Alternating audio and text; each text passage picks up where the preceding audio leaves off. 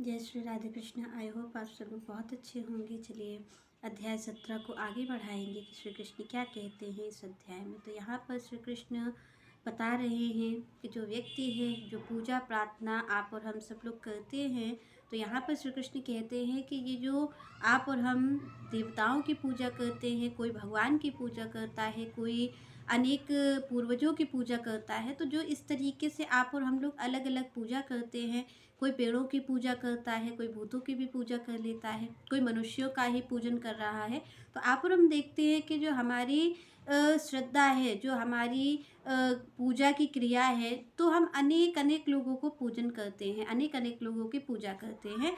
तो यहाँ पर भगवान कहते हैं कि जो व्यक्ति है, तो वो जो अनेकों अनेक को पूजन कर रहा है, क्योंकि आप और हम संसार में देख रहे हैं कि सब अलग अलग पूजा कर रहे हैं। तो यहाँ पर भगवान कहते हैं कि जो व्यक्ति जिसकी पूजा कर रहा है, तो उसके मूल में उसका जो गुण है वही उससे कार्य करवा रहा है। तो अर्जुन का यहाँ पर प्रश्न होता है कि भगवान, क्या ऐसा भी होता है कि ये जो आप और हम पूजा करते हैं, जो प्रत्येक जीव पूजन करता है, क्या उसमें भी सतोगुण, रजोगुण और तमोगुण होता है? क्योंकि यहाँ पर भगवान ने विशेष चर्चा की है कि जो अगला जन्म होता है वो भी इसी गुण पर आधारित होता है कि आगे किसको किस योनि में जाना पड़ेगा, कौन सा व्यक्ति स्वर्ग की प्राप्ति करेगा, कौन सा व्यक्ति मनुष्य को प्राप्त करेगा कि मनुष्य शरीर उसे मिलेगा, और कौन सा व्यक्ति इस पशु योनि को प्राप्त करेगा। तो यहाँ पर भगवान ने विशेष रूप से वर्णन किया है तीनों गुणों का।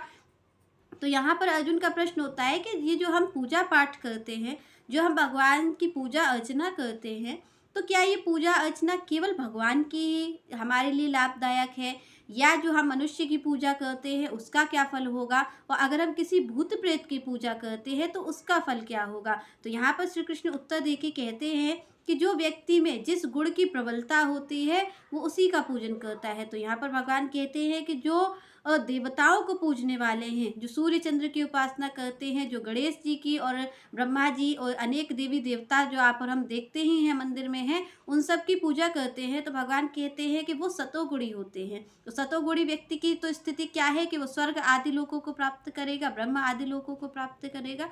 भगवान कहते हैं जो धनी मानी व्यक्तियों की, क्योंकि आजकल संसार में विशेष रूप से देखा जाता है कि जो प्रतिष्ठावान है, जो धनी मानी है, वो क्या करता है, वो उसी की पूजन में लग जाता है, उसी की ही पूजा करता है, उसे ही भगवान समझ लेता है। तो भगवान कहते हैं ऐसे लोगों को मनुष्य शरीर धारण करना पड़ता है। और जो तमोगुणी है, तो भगवान कहते हैं ये लोग भूत प्रेतों की पूजा करते हैं और इन्हें नीच योनियां ही मिलती है। तो यहाँ पर भगवान ने तीनों गुणों का वर्णन किया है। अब आगे भगवान कहते हैं कि जो पूजन है, तो भगवान कहते हैं कि क्यों जो सतोगुणी है वो तो शास्त्र के अनुसार पूजा कर रहा है, देवताओं की कर रहा है।